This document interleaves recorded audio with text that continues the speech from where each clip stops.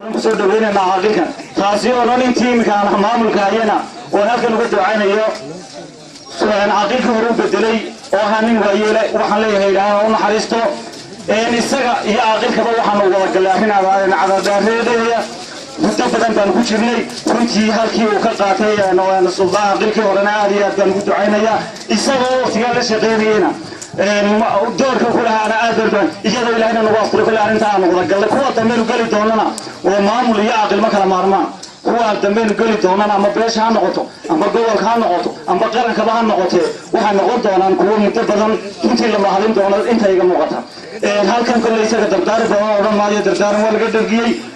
dadweynaha ayaan hal dardaaran oo dhan lahaa aqalkaasi maanta halka aynu keenay halka la soo joojiyay runtii waxa laga soo gaxeeyay shaqadiisii waxa laga soo gaxeeyay sida gaarka wada shaqeynay oo bedelay Allahum naxariiste aqalkii geeriyooday nuur cilmi samatal kullay annagu haddii aanu nahay wasaaradda haddii aanu nahay gobolka mas-uuliyiinta gobolka oo ka wakiila wasaaradda daaqiliga iyo xukuumadda dhexe annagu cuqaasha wada shaqayn baanu leenahay cuqaashuna waxay ka tirsan yihiin dadka u adeega qaranka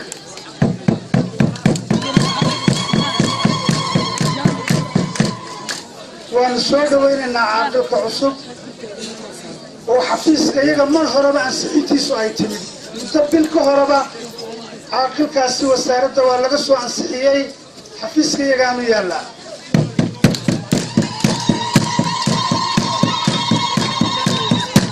caaqilka waxaanu leenahay oo ku garab gelaynaa xilkaa ballaadhan ee ummaddu ku dooratay ilaahay ha kugu garab galo waxaan codsan lahaa sidaa maanta ay beesha reer baxar xareed caaqilkaasi u soo xulatay in lagu daydo oo reeraha kalena ay sidaasi u soo xushaan waxa dhacda waa run maxamed cabdi gabdhan cuqaasha in badan oo fiicani way jirtaa oo aan been sheegini laakiin runta marka la doonayo annaga xafiiska iyaga waxaa yimaada dacwado cuqaal lagaga dacwoonayo lafteeda oo la yidhaahdo caaqilkii aanu dooranay caynkaas ahay magtii aanuu dhiibnay buu xuray way jirtaa taas soo ma midaan magta cunin oo aan kala eexan oo si wanaagsan u hogaamiya in laga fiirsado oo diintiisa iyo dadnimadiisa lagu doorto sidaa sheekh maxamed ayaan codsan lahaa in sidaasi laga raaco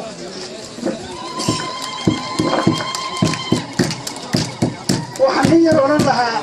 dardaar warintii uu walaalkay adeerkay saaxiibkay sheekh maxamed caaqil maxamed cabdi qawli uu yar dardaar wariye caaqilkaan in yar ka odhan lahaa